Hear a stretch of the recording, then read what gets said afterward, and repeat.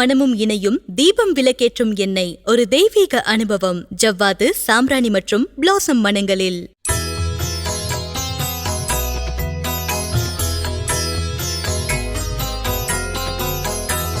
சக்தி விகடன் நேயர்களுக்கு அன்பு வணக்கம். இது தீபம் லேம்ப் ஆயில் வழங்கும் சக்தி விகடனின் ஜோதிட சங்கமம். ஆங்கில புத்தாண்டு பலன்கள் 2026.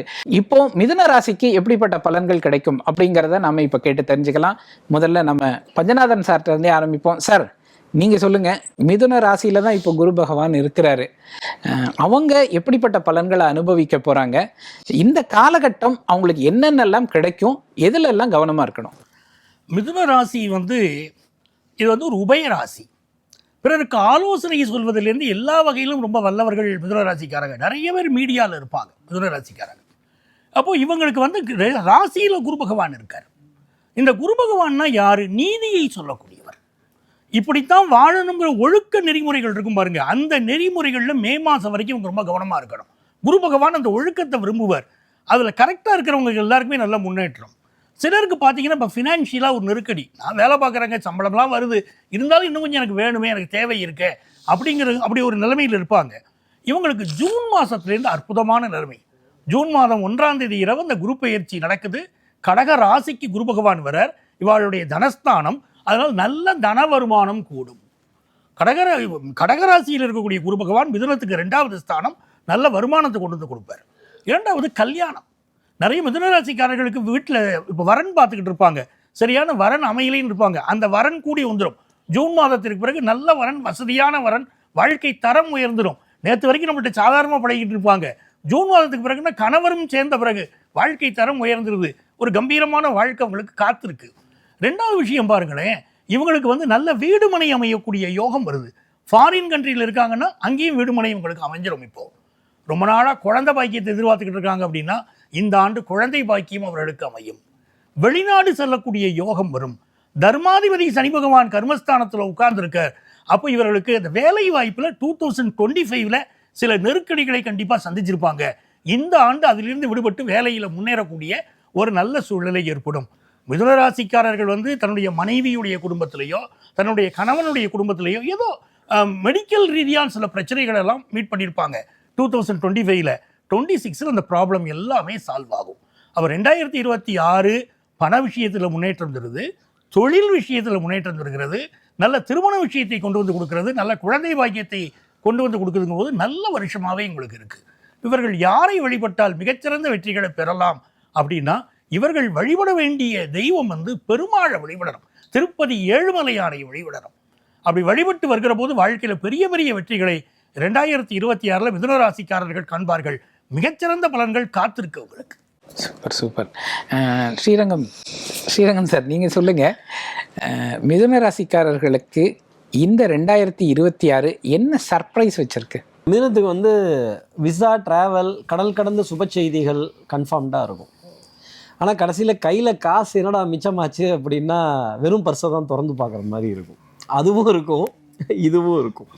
அதே மாதிரி இந்த கௌரவம், அந்தஸ்து, மதிப்பு, மரியாதை கொஞ்சம் குறையும், ஏற்றுக்கணும்.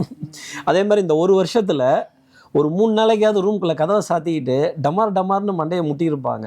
இதை ஆரம்பிச்சுட்டேன், எப்படி முடிக்கிறதுன்னு தெரில, இதை எங்கே கொண்டு போய் நிறுத்துறதுன்னு தெரியல அப்படின்னு. இந்த தில்லுமுள்ளு படத்தில் ரஜினிகாந்த் முட்டிப்பாலாம், ஆரம்பிச்சுட்டேன், இதை எப்படி கொண்டு போய் முடிக்கிறது, எங்கே நிறுத்துறது, எங்கே ஸ்டாப் பண்ணுறதுன்னு எனக்கு தெரியலங்கிற குழப்பம் ரொம்ப அதிகமாக இருந்திருக்கும். அப்பா, சித்தப்பா, பெரியப்பா ஸ்தானத்துக்கு யாரெல்லாம் அப்பப்பான்னு சொல்கிறோமோ அவங்க ஹெல்த்தில் ப்ரெஷர் அண்ட் சுகர் பயங்கரமாக வேரி ஆகும் இந்த டயத்தில். சார் நிஜமாவா சார், செக் பண்ணி பார்க்க சொல்லுங்கள், அது கன்ஃபார்ம்டாக இருக்கும். அவங்களோட ஹெல்த்தில் ரொம்ப பெரிய கன்சர்ன்கிறத எடுத்துக்கணும். அவங்களுடைய மன வருத்தம் அப்படிங்கிறதெல்லாம் இவங்கக்கிட்ட கொட்டுவாங்க. ட்ராவல் விஷயங்கள் ரொம்ப சக்ஸஸ் ஆகும். காசு போட்டு தான் இப்போது ட்ராவல் பண்ணுற மாதிரி இருக்கும். ரொம்ப டிஸ்டன்ஸ் ட்ராவல்லாம் பண்ணுவாங்க. ஏன்பா எத்தனை நாள் இருக்க போகிற? 2 நாள் தாங்க. 2 நாள் இருக்க போகிறதுக்கு எதுக்கு இவ்வளோ செலவழிச்சிட்டு வந்த? திருப்பி எங்கே திருப்பி அங்கேயே தாங்க போக போகிறேன், எங்கேருந்து வந்தனோ அங்கேயே தான் போக போகிறேன். இப்படி இந்த ட்ராவல்லாம் சக்ஸஸ் ஆகும். ஆனால் கையில் ஃபண்டை டக்குன்னு எடுத்து போட்டு செலவு பண்ணிவிட்டு பணம் பத்தலையே அப்படிங்கிற தவிப்பு மிதுனத்துக்காக ரொம்ப அதிகமாகவே இருக்கும். ஓகே மேடம், நீங்கள் சொல்லுங்கள், மிதுன ராசிக்காரர்கள் வீட்டில் அல்லது மிதுன ராசிக்காரர்களுக்கே திருமணம், குழந்தை பேரு அப்படிங்கிறதெல்லாம் எப்படிப்பட்ட பலன்களை கொடுக்க போகுது? 2026 ரிஷபத்துக்கு எப்படி சில சுப பலன்கள் வந்து சொன்னோமோ, மிதுனத்திற்கும் அதை போல் சுப பலன்கள் கண்டிப்பாக உண்டு ஜூன் மாதத்திற்கு மேலே. ஏன்னா குரு வந்து இப்போ ஜென்மத்தில் இருக்கார். அதிலிருந்து அவர் வந்து 2ஆம் இடத்திற்கு உச்சபலம் பெறும்பொழுது அவங்களுக்கு நல்ல சில பலன்கள் எல்லாமே இருக்குது. 2025 என்னென்ன கனவுகள் இருந்ததோ 2026 அது நிறைவேறக்கூடிய வாய்ப்பினை இந்த கிரக அமைப்புகள் வந்து கண்டிப்பாக கொடுக்கும். திருமணங்கள் நான் திருமணமே வேண்டாம், ஏன்னா எனக்கு ஃபஸ்ட் லைஃப்பில் அவ்வளோ கஷ்டப்பட்டுட்டேன்னு சொல்கிறவங்களுக்கு கூட செகண்ட் லைஃப் வந்து அவங்களுக்கு பிடிச்ச மாதிரி அமையறதுக்கான, ஏன்னா 7 கூடைய குரு 2ல் குடும்பஸ்தானத்தில் அவங்க நல்ல இடத்துல இருக்கிறதுனால நல்ல குடும்பம் வந்து கண்டிப்பாக அவங்களுக்கு அமையும். குழந்தை பேரும் அதே போல தான் அவங்களுக்கு வந்து சுக்கிரனின் அனுகிரகம் இருக்கும். வருட ஆரம்பத்தில் சுக்கிரன் வந்து 8ஆம் இடத்துல இருந்தாலும் கூட அவங்களுக்கு கோச்சார ரீதியாக சுக்கிரனுடைய மாற்றம் எல்லாமே மிதுனத்துக்கு வந்து ரொம்ப சாதக பலனையே கொடுக்கும். அதனால நிறைய ஐவிஎஃப்க்கு போகாம இயற்கையில குழந்தை பிறக்கிறதுக்கான வாய்ப்புகள் அதிகம் இருக்கும். நல்ல விஷயம், நல்ல விஷயம். கார்த்திகேயன் சார், நீங்க சொல்லுங்க. இப்போ இந்த 2026 இந்த உலகம் பூராமே இந்த ஏஐன்னு பயங்காட்டிக்கிட்டே இருக்காங்க. அந்த தாக்கம், அதனால ஏதாவது பாதிப்புகள் மிதுன ராசிக்காரர்களுக்கு இருக்குமா? அதாவது டெக்னாலஜி டெவலப்மெண்ட்டுங்கிறது மிதுனத்துக்கும் கன்னிக்கும் ரொம்ப ஜாஸ்தி இருக்கும். ஏன்னா எலக்ட்ரானிக்ஸ் சம்மந்தப்பட்டதெல்லாம் புதன் தான், புதனை அதிபதியாக கொண்ட ராசி. என்ன டெக்னாலஜி வந்தாலும் அதை தட்டுறது ஒரு ஹியூமன் விரல் தான். திருப்பி புதுசு புதுசாக உருவாகிக்கிட்டே தான் இருக்கும், புதுசு புதுசாக வந்துக்கிட்டே தான் இருக்கும். எத்தனையோ ஹியூமன் செய்த வேலையை ஒரு கம்ப்யூட்டர் செய்தது, எத்தனையோ கம்ப்யூட்டர் செய்கிற வேலையை இன்றைக்கி ஏஐ செய்ய போகுது. அன்னைக்கும் யாரும் பயப்படலை, இன்றைக்கும் யாரும் பயப்படலை. ஃப்யூச்சர்லேயும் ஏஐ பார்த்து பயப்படணுங்கிற அவசியம்லாம் கிடையாது. இயற்கை தன்னை தானே சமன்படுத்தி கொள்ளும், கிரகங்கள் தன்னை தானே சமப்படுத்தி கொள்வார்கள். மிதுனத்துக்கு மதிமமான பலன் தான் இந்த 2026. அப்போ கண்டிப்பாக தோல்விங்கிறது கிடையாது, முன்னேறி போகக்கூடிய அமைப்பு இப்போதைக்கு இல்லைங்கிறது தான் மிதுனத்துக்கு 2026. அதனால் ஏஐ பார்த்த பயமோ, நமக்கு வேலை போயிடுமோ, வருமானம் போயிடுமோ அப்படிங்கிற பயமோ கண்டிப்பாக தேவை கிடையாது, தேவையில்லை. Okay okay.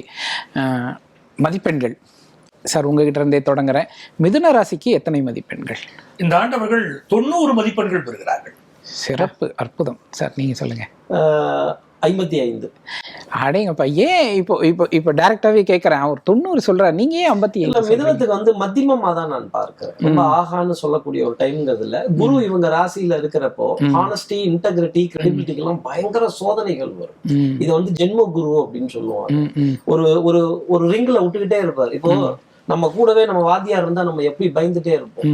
இப்ப வாத்தியார் இல்லைன்னா ரொம்ப ஃப்ரீயா இருப்போம். அது வந்து எப்ப வருதுன்னா பிற்பகுதியில தான் வருது. அதனாலதான் நான் பிற்பகுதிக்கான மதிப்பெண்கள் அப்படிங்கறது அதிகமா கொடுத்தேன். அப்ப அதையும் 9ஆம் இடத்துல நாங்க ஆவரேஜ் போட்டுக்கிறோம். பிற்பகலுக்கு பாதி கிணறு தாண்டி மீதி கிணறு தாண்டாத நிலைதான் மிதுனத்துக்காக இருக்கும். சார் சொல்ற மாதிரி ராகுவினுடைய ஸ்தானம் வந்து கௌரவத்தை கெடுக்கக்கூடிய நிலை, தகப்பனாரை கெடுக்கக்கூடிய நிலையில இருக்கு. அது ரெண்டையும் நான் பார்த்து உறவுகளுக்கு முக்கியத்துவம் கொடுப்பேன். வெறும் குருவை மட்டும் வச்சுட்டு டக்குனு இந்த பலன் நம்ம தனக்காரகன் தனஸ்தானத்தில்ங்கிறது எப்போ ஜூனுக்கு அப்புறமே இல்லை.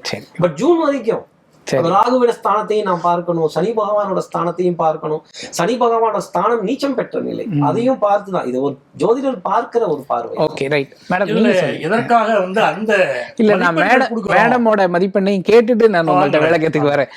மேடம் நீங்க சொல்லுங்க. நான் 80 கொடுப்பேன். 80 கொடுக்குறீங்க. Very good very good. ஏன்னா பொதுவா இது கோச்சார பலன் தான். தனிப்பட்ட இப்ப மிருகசீரிஷம், திருவாதிரை, புனர்பூசம் எடுத்துட்டீங்கன்னா அவளுடைய தசா பலன்கள் நல்லா இருக்கும், அவங்களுடைய தனிப்பட்ட கிரக நிலைகள் நல்லா இருக்கும்.